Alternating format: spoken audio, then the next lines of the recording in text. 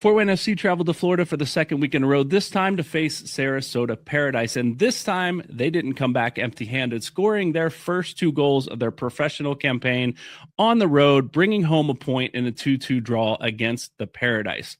We'll talk about that match. We'll look ahead at the rest of the league standings, who we have coming up in 2 weeks in the New York Cosmos. And we've got some big announcements to share with you just after the midpoint of tonight's episode. Stick around. We'll get right into it.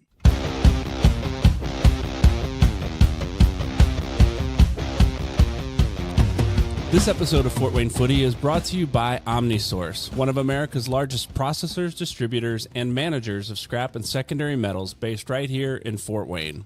Check out their services at omnisource.com. Fort Wayne Footy is also brought to you by LaserX, the Midwest's largest laser tag and arcade. They specialize in birthday parties, corporate team building, youth groups, sports teams, and family entertainment. You can find them at laserxfw.com. That's laser with a Z. And if you get over there, be sure to tell them Fort Wayne Footy sent you.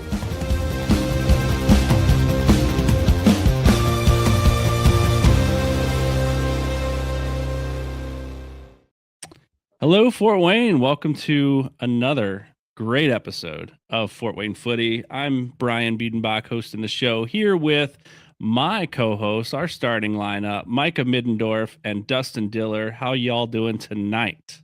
Doing great. Thanks for having me again. 2 weeks in a row, Brian. Thank you. I know, both of us. This is weird. This is odd. Listen, I love it. Throwback to the OGs, right? I know. That's how we're rolling right now.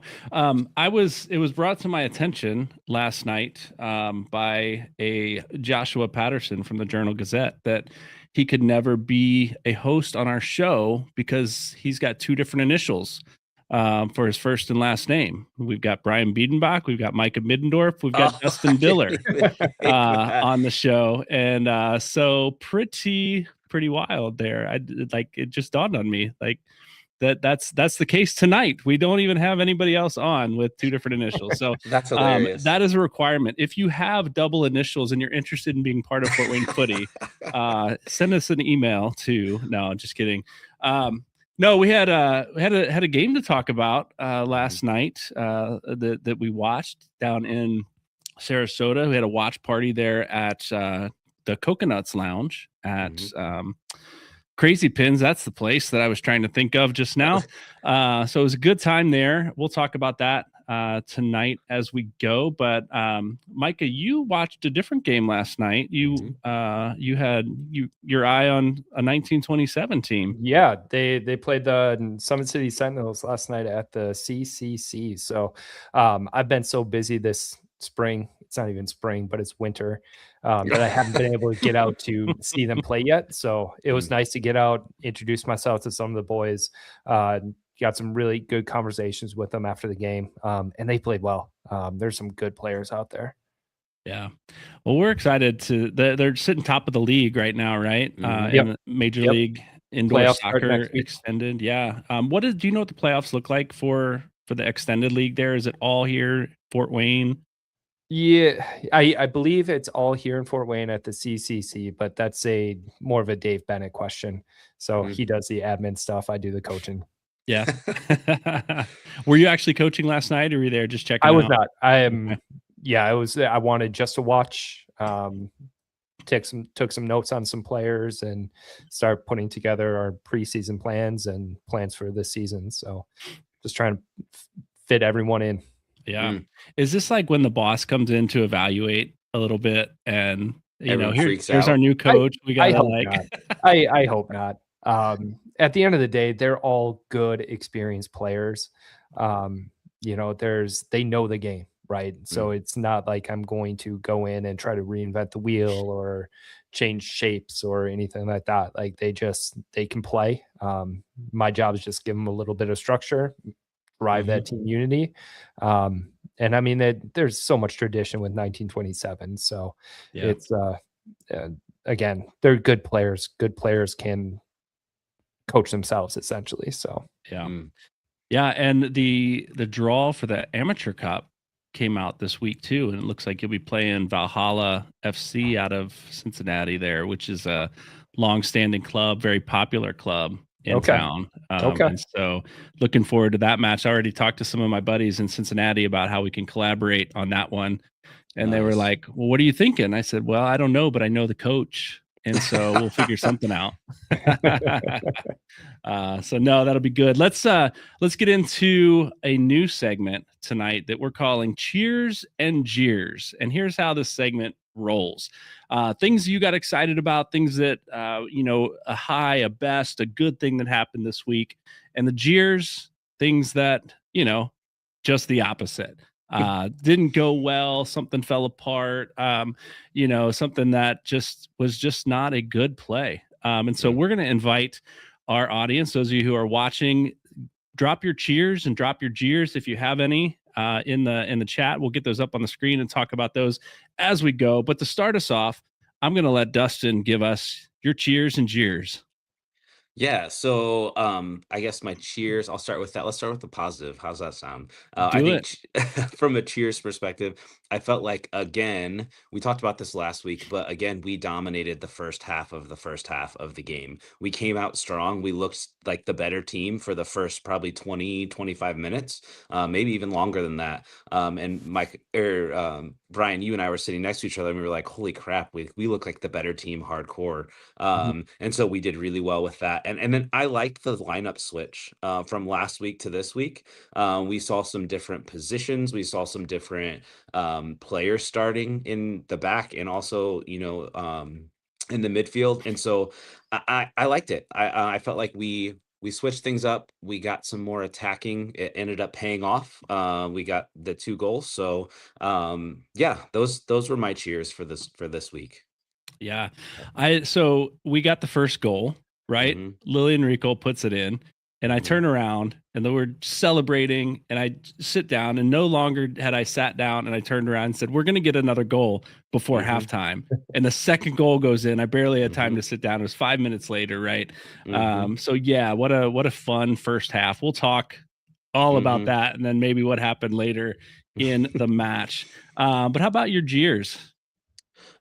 So from a jeers, I would just say I felt bad for Sarasota's goalkeeper. That fall that he had for our first goal for us to score, felt bad for him. And I think we'll probably talk a little bit about field condition, that kind of stuff in a little bit, but I felt bad for him. It's never fun to let a goal go in because you fall down and are on the ground. And so I felt bad for him. I felt like he played well the rest of the game. And so obviously you pick yourself back up, and he ended up dusting himself off. But yeah, I felt bad for that whole situation. I mean, I felt bad, but I also was excited. So I'm fine with it. I was like, I'm going to start with my cheers. The goalkeeper from Sarasota fell down. No, you're too nice about that. But no, absolutely feel bad for that keeper, especially being in a position where,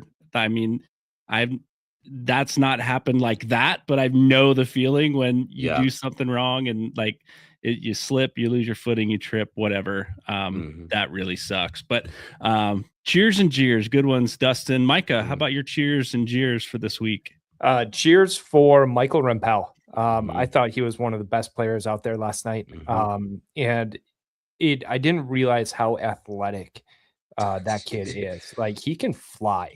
And especially in the first half when Fort Wayne had the run of play, he was so involved in the buildup, so involved in the final area.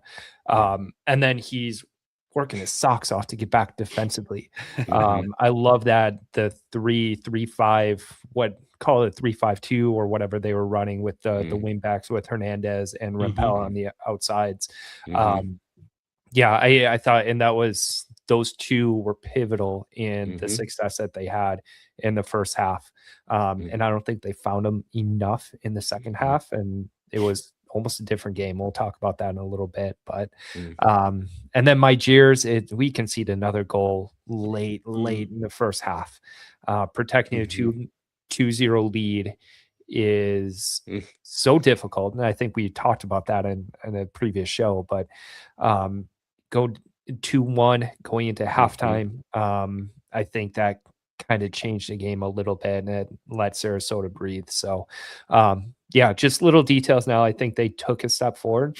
Coach Avery said the same thing. That looked like a really good USL team. But it just those little details sometimes, you know, you can't concede a goal late in the first half. Yeah. Let's hold on to that thought, because that's something I want to talk about when we get to the match recap. Is it's only been 2 games, but it's happened both games. Like, how does that happen? Is that a mental letdown? So we'll come back to that in our match recap. My cheers, I've got 2 of them this week. Fort Wayne, first of all, just they earned their first point of the season on the road, regardless of going up 2 goals and giving up 2 goals, coming to a draw. They got a point on the road, which is a hard thing to do, right? Winning at home, that's what you're supposed to do. Getting a point on the road at any league is really difficult to do. And so, especially in the, hot conditions, muggy conditions, field conditions, whatever, it, is better than it could have been. It rained all last week before Boise played Sarasota on that field, so it could have been worse. But they bring home a point on the road. And so we are off and running and looking forward to what, next 2 weeks bring when we get to New York Cosmos. My jeer, though, for this one was that I'll come back to that one. I'll stick with the cheers because I'll stick with this game. Kudos to Fort Wayne FC, the team, Three Rivers Regiment, everybody that had a hand in pulling off another watch party for week number 2. I know just from some conversations that we had last week with Christina here on the show, some conversations I've had with others in the, in that realm, in that sphere of people that were putting stuff together, that how difficult it was, mainly because St. Patrick's Day is coming up. And this is the weekend before St. Patrick's Day. All the bars and all the pubs and everything had events this weekend. And so to plan another event on top of an event that they were already there was really difficult. So cheers to everybody that made that happen. That was a fun environment. Dustin, I know you were there. We sat together to watch the game, talked and celebrated, whatever. Thoughts on the watch party last night? I know we weren't at the first one, but the one last night. I felt like it was super fun. I had all 3 of my kids with me. And so it was just cool to be with everyone else that was supporting it. And so, I mean, when we scored the first goal, I felt like the whole place erupted, and it was just fun to feel that. I mean, at home, obviously you're going to be excited, but it's not going to be the same experience. I felt like, honestly, Coconuts and Crazy Pins did a great job of hosting us. I felt like we had plenty of room and, 2 big screens, even though they were a little bit, the aspect ratio was a little stretched out. I will say Juan Solis looked a little bit taller and stretched out than he normally does, just because of that screen. But. But overall, they did a really good job. The servers were great. I just felt like overall, being around everyone, and it was people we didn't know, like a lot of people that we knew. I mean, it was awesome that they were selling merch, at a discounted rate. I thought that was going well. I saw a lot of people over there. And then some of the Fort Wayne FC people were there too. And it was it's nice to see everyone together, and I'm excited to see how that then translates to home opener when it happens. Yeah, I will. So I've got 2 jeers now. I only had 1, but I've got 2. One is when we scored a goal, I think you and I were the only 2 that jumped up to celebrate. It's true. It's true. I looked around and went, I mean, everybody's cheering and clapping, but come on, people, let's get excited about this. This was our first goal in professional soccer here with Fort Wayne FC. And everybody's just, so anyway, I don't mean to throw shade at anybody. I just felt a little awkward, honestly, when I jumped up and screamed and turned around, and I was like, "Oh, no one else jumped up." No, I don't even care. I don't even care anymore. Let's be awkward. It is what it is. It was fun. What was the turnout like? How many people were there? I think there were about 45 is the number I heard there last night. And I know some of our team from Fort Wayne Footy was out playing other places, and I think they were in Dayton, Ohio, and had 2 teams in the same hotel and had a watch party in the hotel lobby. Had 40 or so people out there too. So we had people all over watching this match. And I'm just glad we have the opportunity to watch the matches this year, streaming live on ESPN Plus through USL. But officially, my jeer, I'm going to go outside of the realm of Fort Wayne FC and USL League One for a second. And my jeer is that USL Championship, the league right above us, may not be playing soccer next week. And that's a real issue, I think, with, they're in a labor dispute. We've talked a little bit about that on previous shows. And the last 2 weeks, players have protested and stood, for a minute after the opening whistle for the kickoff. They just stood in solidarity that this could happen next week. We'll go the first 2 weeks with this protest. And if it doesn't come together, then we may not have a season in USL Championship. So I'm keeping my eye on that. I don't know that it'll directly impact USL League One this season. But ultimately, when these three leagues, the Premier Division, when that comes in play, USL Championship and USL League One, come together to do this promotion relegation, if that ever becomes a thing, we need some solid teams, solid ownership, and solid support for these players. Like, they're just fighting for, standard like healthcare and food on the table. Like, they just need, the basic necessities that they're not guaranteed yet with USL Championship. Now it's not dire. Like, they've survived on it for 5 years, but this was the 5th year of a 5-year collective bargaining agreement, and they're negotiating for the next one. And I heard just recently, maybe on Friday, that negotiators left. And the hope was, maybe they're getting close, they can come to the table. But I think it was what I heard from Beyond the 90 was it might be just the opposite, that both sides are digging in a little bit. And so we'll see what happens next week. We've got our eye on that. But that's my big cheer of the week. I don't want to end on a negative Nelly note there, but I think that's a big deal and something we need to pay attention to here, even in our league.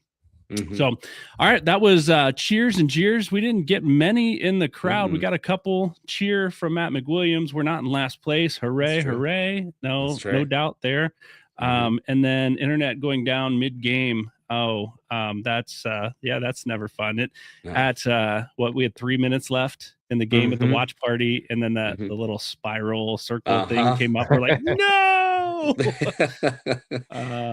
So yeah, let's get into this match recap a little bit to talk about this game. Fort Wayne FC traveled to Sarasota to play at the Paradise Sports Complex there in Sarasota, in actually Lakeland Park, just outside. It's a suburb of Sarasota. David Sterling talked all about that on our Crest and Colors this week, if you caught that. We had a little bit of rotation in the starting lineup for Fort Wayne FC, not a ton. We had Jack Thomas started in place of Tag Healy, who started the previous week, and then Solis played not striker. He actually slotted back into his natural position as a center back in the middle of that back three or back five, however you want to call that, which changed not the formation, but player positioning a little bit, right? Because we had Tiago in the middle of that last week with Reed Sproat to his right, and we had James Musa to his left. Now, with Solis starting, Sproat was on the bench. He came in late in the game. It pushed Tiago Diaz out to the right center back, and then Musa stayed in the left center back position. So it changed positioning a little bit. Whether that had anything to do with the goals or not, I don't know. We can talk about that if you guys have thoughts on that. But that was the change in lineups. Now, there was some, not controversy, there was just some talk among our team about, what about Tag Healy? Oh, there was a goalkeeper change too. Shipman. Yeah, Shipman in for Briscoe. My bad. I knew that and just didn't put it in the rundown. So we had Burns Shipman starting in goal for the team as well. So I know there was some conversation among our team here at Fort Wayne Footy about Tag Healy, why he played so well last week. Why isn't he starting? And Jack Thomas got his first go there. Now, I'll share my thoughts on that here in just a moment, but you guys have thoughts on the switcheroo there in the attacking midfield? Yeah, I think there was some visa issues with Jack Thomas, which is why he didn't play in the first match. So I think the plan was always to go with Jack Thomas as the first choice in that 10 position. But I mean, it's not saying that Tate Healy can't play. Like, he was one of the better players on the field. So I mean, it's a good thing to have. And I thought Jack Thomas impressed as well. You know, when you're the NAIA player, the national player of the year, scored 20 goals, 12 assists. Like, there's some ability there. So I was excited to see him play. And I'm trying. I think I have to go back and rewatch that Naples game, but I think they were almost in a 4-back system again. Or was it one of those weird, like, off center? Fort Wayne, or Naples, Fort Wayne. No, I think they played the same lineup. It looked like a 5-back to me, where they overloaded one side of the field. So the outside back played really high on the right side of the field. So Hernandez did. And then later in the game, Rempel went up on the left side. So that 5-back was really fluid and slotted back into a 4-back. I think yesterday, I mean, both those wing backs with the 3 center backs and then the wing backs skinny, I think they did such a good job. So I mean, they look good. They look really good. My thoughts are the same there on the starting of Tate Healy. He balled out in Naples, like no question about it. But you've got a guy again with 20 goals, 12 assists coming in. You got to give him a shot and see how it goes. But what a good problem to have. And by the way, Clarence Wudor was sitting on the bench, didn't get time yesterday, but is a natural number 10 as well. Right. And plus you have Becher. Right. And Becher's been producing. Right. You know, obviously with the goal yesterday, it was huge. Yeah. Got a lot of talent there in the midfield. I think it's going to be one of our strengths, but we looked good on the outside. You know, the wing backs looked good in the first half too, getting down the field, producing that way. So, so we got the starting lineup. Solis starting in the center back. My thoughts on that, right? Watching Sarasota play a little bit the previous week, they sent in cross after cross after cross after cross. And we saw it late in this game too, where the balls weren't coming across on the ground. They were coming in the air. And so what do you need when you've got balls coming across in the air, but a 6'8" player that can just get on top of it before anybody else has a chance to even think about jumping for the ball, getting there. And so I think that was a strategic move this week. Not that our backs aren't good in the air, but when you have, 4 extra inches on anybody else in that back line, not a bad thing to have there, starting at center back there. And I think he did a pretty good job. He came up and played pretty high at times too. Coming across the midfield line to win a ball and send it forward. Yeah, he did a really good job stepping with their forwards. Like, if their forward were checking back to the midfield, he was right on their back. And those stinking long legs that he has, like, he's able to get around them and knock a ball away. So he's impressing. He impressed me yesterday as well, where he reads the game much like a veteran player. Very smart. So I felt there's like more to come from him. I felt like too, Brian, I looked at you at one point. There was a couple crosses that they crossed in the air, and I was like, what do you think you're doing? You got a 6'8" guy that's standing right there. You really think you're going to get up higher than him and get that ball? And he did a good job of not allowing that to happen, like, much at all. So it just was funny. I'm like, their game plan that they did the week before didn't pan out as well as what they wanted, at least in the first 50, 60 minutes. And I think that a lot of it had to do with Solis being there. So yeah, for sure. But it quickly changed, right? After that halftime kickoff, things shifted dramatically, which I want to get into here for a few minutes before we get to our break. Keys to the match that we couldn't hear, like, there was no audio for a long time at the watch party, but on the screen, keys to the match was start fast. Fort Wayne needs to start fast. And that they did. I'm going to throw up some statistics here on the screen, and we'll get to show, if you can see this, if you're live watching. We have the attack momentum here. All my co-hosts are flying around, subbing in and out with like on the fly. Like you've not been subbed in, you've not been called in, and yet I you're don't think showing Todd up knew he was on live my for a screen.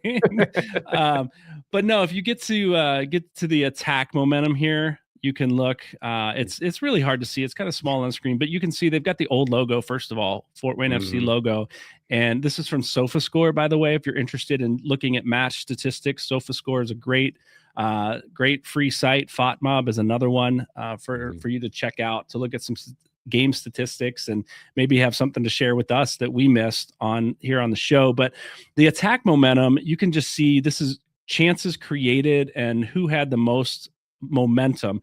Fort Wayne FC is the bottom part of that graph in the blue. Still, again, needs to change that.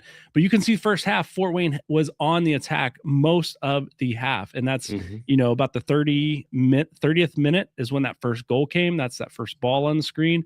The 36th minute, the second goal came.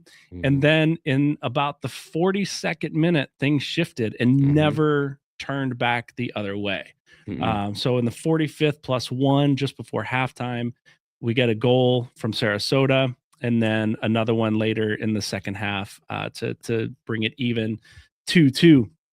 So they started fast, and this is where, Mike, I want to circle back and go, like, what happens at the end of a half that is so crucial that it changed the momentum completely?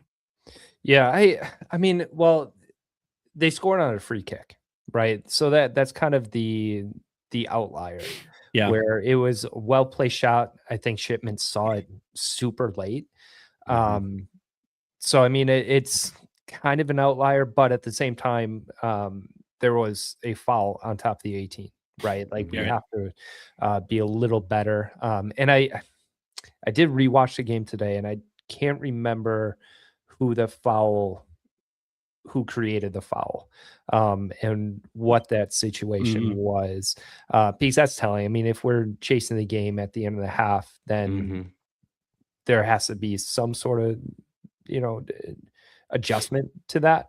And there wasn't a lot of tactical adjustments throughout the game. Fort Wayne stayed pretty consistent with the 3-5-2, 3-4 2-1, whatever it is. I don't know. Maybe there needs to be a little more flexibility that they drop into a 4-4-2 at that point and absorb a little bit of pressure, just sustain, or they go more or something. Right? There has to be some sort of tactical adjustment to sustain those leads, especially in the final couple minutes of the halves. Yeah. I think technically, as we talk about formation, I think I heard it called a 3-4-1-2. But I don't know. Those two on the outside are up and back so much. Are they 5 back? Are they 3 back? Whatever. But Dustin, any thoughts on that? Like, it's happened the last two matches. Late in the game, they're maybe tired legs at the end of a half, maybe chasing, looking a little maybe out of shape. Not personally out of shape, but as a formation, as a team, out of formation a little bit because a guy gets in. It happens late in the game. Yeah. Well, I think like you look at both games, you can compare the two. The first game we hadn't scored. This game we had scored already. You know what I mean? So like you think about, like, did they get complacent? I don't think they got complacent. I don't think that has anything to do with it. We were already up. And so I think that has to do with maybe losing composure towards the end of, like, going into the half, just kind of like thinking like, okay, we're almost there, let's get there. I'm not sure, but you could tell they were on their heels. You could tell that foul that happened was because he was getting around him, and it was a possible goal scoring opportunity in and of itself. So I think adjustments have to be made. You've seen it now 2 games in a row. That should be enough to be like, okay, what are we going to do? And I like what Micah said about, maybe we shift our formation a little bit just for the last 4 or 5 minutes, to kind of get through the first half and then go from there, because it changed the entire momentum of the game moving forward after that. Yeah. Yeah, no, it absolutely did. And there's, we talked a little bit last week, I believe. There's statistics on, number of goals that are scored at the end of each half, first half and second half, because teams are pressing. They're getting desperate. They got to get something. Let's get a goal. Let's get some momentum going into halftime. Let's get a goal to even it up here at the end of the game. Like that has something to do with it, right? And to Micah, your point last week, and Christina's mentioning it here in the comments, I'll put up on the screen, is it may just be a lack of experience at this level. And so she just says, I'm no coach, Micah, but I wonder how much that is due to lack of experience at this level on the roster. And so not that they're not good enough players, right? We see the quality of the play, but the experience of veteran players, a veteran team that you're facing off against, that is like composed at the end of the half and says, all right, now's our chance. We're going to take it. How much of that is due to inexperience, do you think, versus a team that's just desperate and pressing? Yeah. I mean, the Fort Wayne FC, they ran out a younger team than they did against Naples.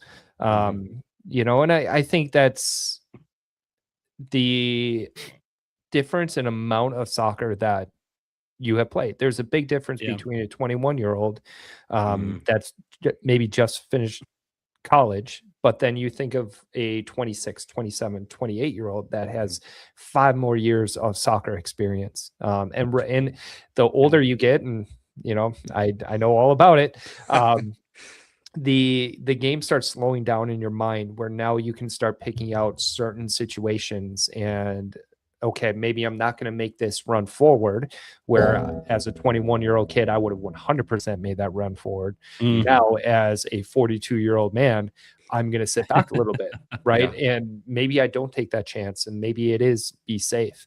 I learned some lessons early on in my coaching career that is, when those games come in, if you score a goal or have a good play, first thing that I learned is stay composed, protect your lead first, defend first, and then take your opportunities. So I think there's going to be growth with this team. Right. Again, there's a big difference in 5 years of professional soccer and recognizing moments when to hold your run or hold your shape, maybe absorb a little bit of pressure and maintain the compactness that, I think we're still young and energetic, and we think that these players think that they're going to be world beaters every time they touch the ball. It's just not going to be the case. We can't skip over the fact, though. We've gone straight to second half, lost momentum. Fort Wayne scored their first professional goal of their career. Lilian Ricol, long ball from Javier Armas, beats the center back. To Ricol's credit, keeps on running, right? The goalkeeper slips and falls. Like, you don't know that's going to happen, but you got to put the pressure on, right? Goalkeeper slips. He runs right by him with the ball, just passes it. Beautiful. Like, no challenge there. The center back he's catching him, but he's not going to catch him. Puts a ball in the back of the net. First goal, it was awesome. I jumped up, I celebrated. Dustin, I think, felt bad, jumped up with me. And that was all the celebration there. But pity jump, And then I realized I've got to get my phone out and I've got to record this and put, get a document it on our story. And so congrats to Lilian Ricol for scoring the first goal in Fort Wayne FC professional history. We're excited about that. And then they didn't waste any more time, because 5 minutes later, as we talked about, Ryan Becher gets on the end of an assist, also from Lilian Ricol, out in the right corner, slots the ball across, started with Becher, I believe, had it, played it out, looked at him, made the run, just beat his player to the near post. Ricol put it right where he needed to put it, and Becher buried it. Right. 2 beautiful goals. Well, one was beautiful because the goalkeeper slipped, but 2 great goals to put Fort Wayne FC ahead. So we can't lose sight of the fact that we knew we had some firepower on this offensive front line, and we got to see it in action, at least in the first half. Sarasota changed shape, changed formation, pressed differently, did something in the second half that we just couldn't break that line. But give credit where credit's due to those two gentlemen that scored our first 2 goals of the season.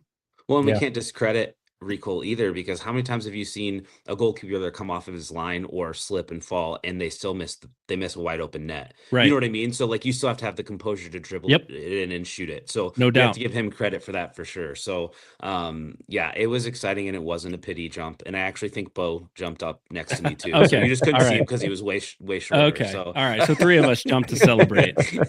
Yeah. 3 But of no, us you there. got to give him that credit, because Yeah. it was. I mean, it still takes the talent. Still takes the composure to get that goal in there. So Yeah. Yep.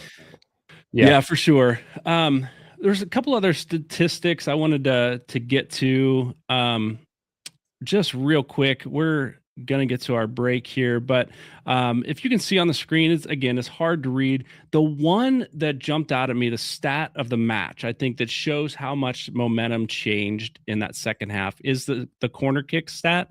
That Sarasota had 13 corner kicks in this game, and Fort Wayne FC had 4. If you look at, it's not on here, I don't believe, but the goal kick statistic was Fort Wayne FC had 12 and Sarasota had 6, which means the ball was constantly, at least in the second half, in Fort Wayne FC's half. And Sarasota was pressing, they were earning corners, they were knocking balls out because they were on the attack, they were taking shots, we were getting more goal kicks out of it. And so, again, something that we want to keep an eye on moving forward as a team, as fans of this team, right?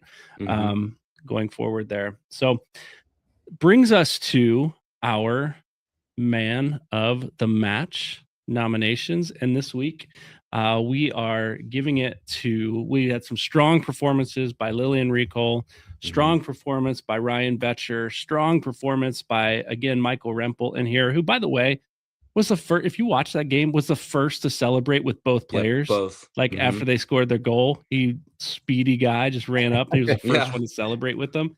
How cool is that? What a great that teammate. says a lot about him as a teammate too. Oh, for sure. And that's what, as a coach, I always look at, okay, who's the first one that's going to celebrate? For sure.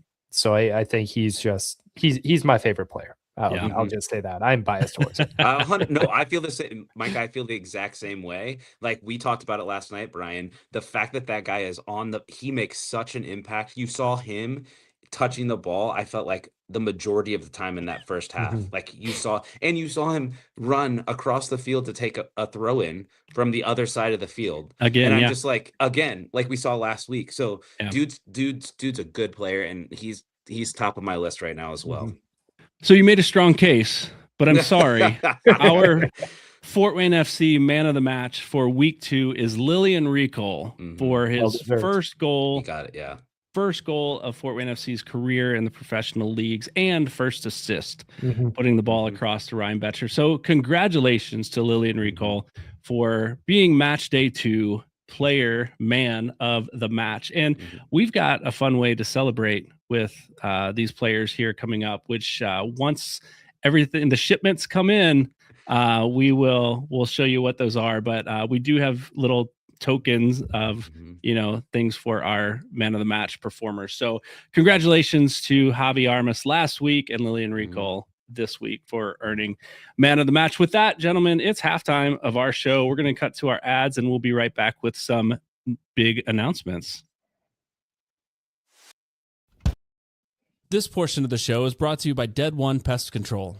If you've been looking for a local pest control service in Fort Wayne and surrounding communities, look no further than Dead One Pest Control. They work with both residential and commercial clients to get rid of all types of pests, including those dreaded bed bugs. No job is too big or small for them to handle, so you can count on their capable crew for whatever local pest control service you need. Reach out today to schedule an appointment at deadonepestcontrol.com. And remember, the only good pest is a dead one. And if you're looking for tree service of any kind, including removal, trimming, stump grinding, or landscaping, check out R&T Tree Experts. They work year-round, even through these cold winter months, so you don't have to wait for spring. Just visit their website, fill out their estimate request form, and be sure to tell them Fort Wayne Footy sent you to receive 10% off your service. All right, welcome back to the second half, where we are just picking up momentum for our show, because we got some big things happening that we want to tell you about. Before we get there, though, I do want to remind you, if you are interested in what we're doing here on Fort Wayne Footy and want to support the show in any way, shape, or form, we do have the Footy Faithful over on Patreon. There's a QR code on the screen. If you're watching live, you can join us over there for additional content. We release our Crests and Colors show early for our Patreon subscribers to get a chance to hear a little bit more about our upcoming match and the upcoming teams that we'll be facing off against before those shows go public. You have opportunity to join our Discord chat, which has been, guys, I'll tell you what, that's been a ton of fun with those of our Patreon supporters that are in the Discord. That's where most of our conversation happens about the games on match day, in between match day. It's always been a lot of fun there. So check it out over on Patreon. We do have sponsorships that are opening up this year for additional types of sponsorships, show sponsors, segment sponsors, premiere sponsor. And that is partly because we have a new show coming up. We've told you a little bit about it. We've hinted at it here and there, but we are ready to share with you the new show starting April 12th is going to be called the 260 Soccer Show. Let's hear it, everybody. If I had cheers on I was going to my... say, where's the jump up, clap, celebrate? The 260 Soccer Show is going to be all the local soccer coverage that you could want and ask for beyond Fort Wayne FC. This show will be focused, as it has been the last couple of weeks here, primarily on Fort Wayne FC, USL League One, USL news that is related to Fort Wayne FC. And the 260 Soccer Show will be hosted by our own Amanda Burge, Todd Gilpin, and Paul Johnson will be taking over that show, breaking away from this one. So we're super excited about that, and we'll give you more information as that gets rolling. We'll do some video with those hosts and talk a little bit more about what that's going to look like. But we hope you join us for the 260 Soccer Show starting April 12th. Now, with that will be a Sunday night that is starting April the 12th. That show will take over our Sunday night time slot. And Fort Wayne Footy will be moving, as we hinted at last week, I think, to Monday nights starting April 6th. So April 5th is Easter. No Sunday night show for either of our two shows. But Monday night, April the 6th, Fort Wayne Footy will be moving and shifting to Monday nights. And let me give you a couple reasons for that. Number one, it's hard to gather a lot of information 24 hours after a match to give you good quality content. We can do it, but we think we can do a better show 2 days later. Number two, you have really enjoyed, and we have really enjoyed, player interviews on this show. And you've noticed the last 2 weeks, we have not had player interviews, and that's because they play away matches on Saturday, and Sunday is a travel day, and so we are not able to interview anyone from the team on those travel days because they're either just getting home or they're still on the plane or on a bus or wherever they're coming from. So we're moving to Monday night for the sole purpose of giving you more content, better content, and a better opportunity to interview the man of the match or player of the game or anyone that stood out. Maybe even Coach Avery, we'll get him on here on the show. So look for Fort Wayne Footy starting in April to move to Monday night, and the 260 Soccer Show coming up starting Sunday night, April 12th. All right.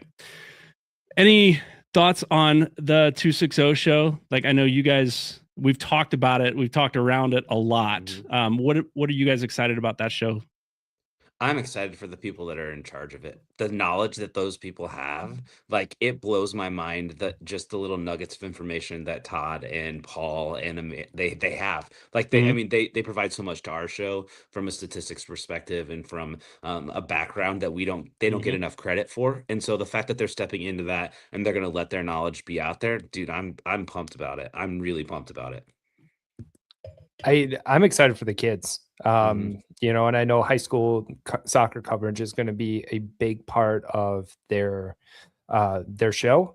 So, I mean, they're going to be able to recognize so many more of these young athletes, good athletes that we have here in town. So I'm excited for the people that they're going to impact. Yeah, no doubt. And we've got a lot of traction last year during the high school season. A lot of parents, a lot of players listening in, and I think it deserves the focus. And so I'm really excited to be able to expand. And I will say this, like, we are not able to expand except for the support that we've received from Patreon members, from sponsors of the show. They're the ones that have allowed us to expand. It does cost money to do a show, to do 2 shows. We're doing Crest and Colors now, which is kind of not its own show, but kind of is. It's just part of Fort Wayne Footy. But thank you to everyone. You hear our sponsors on our show every week. Thank you to those sponsors. Check out their businesses. Seriously, like we only have people on that we believe in, we know, and we support. And so check out their businesses. If you support our show, they really support us by what they do. So visit us on Patreon, sponsor the show, like us on YouTube, on Facebook, subscribe on YouTube. That's a great way, an easy, free way to support us. The more subscribers we have on Facebook, the more exposure we get, and the more opportunity for growth and to push the narrative of Fort Wayne Footy, or Fort Wayne FC, not Fort Wayne Footy, but Fort Wayne FC forward in the league. We just get to be the voice of that. So thank you to everyone who has been part of that. We're really excited about what we get to do moving forward. Now, that said, I want to shift our focus back to USL League One here, and talk about there's not a lot of games that happened this weekend. Everybody has played at least one game in this league. I think there's 5 clubs that have played 2 games, and that's about it in these first 2 weeks. And so there's some expansion teams are kind of hit or miss so far. Again, only 1 game in for some, 2 games in for some. Fort Wayne was one of the few that have played 2. We have next weekend off, and we're 0-1-1. So we've got a point on the table. I think I don't know how many teams are there with 1 point. I think there's like 6 or 7 teams with a point. Fort Wayne's one of them. Sarasota also with a point, dropping last week's game to Boise. Boise's the one that's on top as an expansion club, which if you remember a conversation with Alex a few weeks ago, said Boise's going to be one that is going to contend. And so they showed it against Sarasota, and so they're sitting at the top. New York City, Cosmos lost to Portland Hearts of Pine in their first match yesterday, 3-1, and then Corpus Christi in a draw with Naples. So that's the expansion table there. And so 2 weeks from now, Fort Wayne travels to play the New York Cosmos, who have a long, rich history, not in USL League One, but in American soccer. And so, Mike, as you think about the Cosmos, as you think about Fort Wayne going up there to play, knowing we're coming off a draw and a loss early on, they're coming off their first game, a 3-1 loss. What do you anticipate seeing in that matchup? I mean, I assume this is going to be New York's first home match as well. So, do you know who they played? They played Portland Hearts of Pine in Portland. I don't remember. Okay. Yeah, I mean, regardless, anytime you have that New York Cosmos name, there's going to be an immediate following behind it. So I think it's going to be a very tough match. I know a couple weeks ago we made a point prediction of how many points. I said that we come out with 5 points, which is a win and 2 draws. We're still there, so I think we're still right on track of where I expected us to be. I think it'll be a tough match.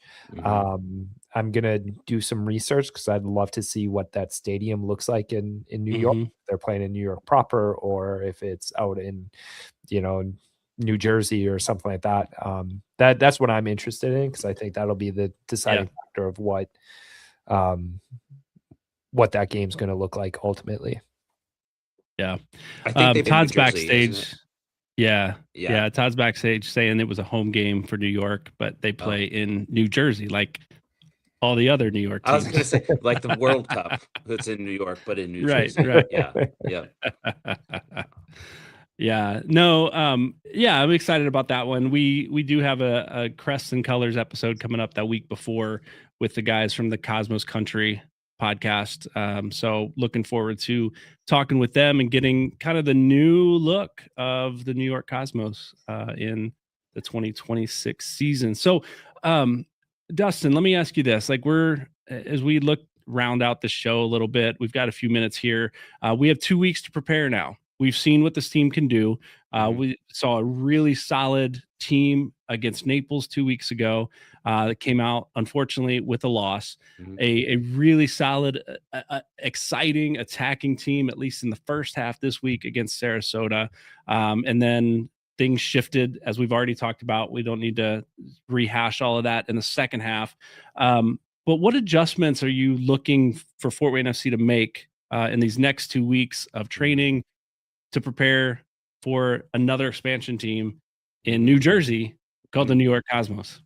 Well, I think we already talked about a few of those as far as like defending for the last part of the first half and kind of not allowing or another goal to go in. But I think we went first game, didn't score, didn't really have any, firepower like we were expecting. We had a few opportunities, but none that really came through. And then this week we had those opportunities. So I want to give the guys credit to the fact that they worked on that. They figured it out.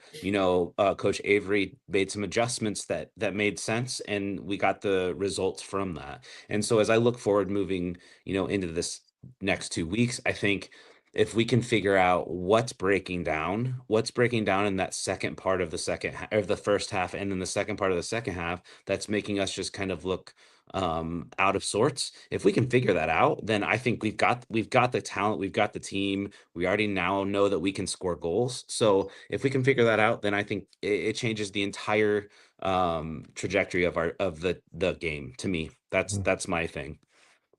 Yeah. Micah, what adjustments are you looking for them to make in these next couple of weeks? I would love to see just more tactical flexibility. And I mentioned it earlier, just making sure that we can nail down these critical parts of the game. Unfortunately, the game was lost on, a foul at the end of first half. And then, a pretty good goal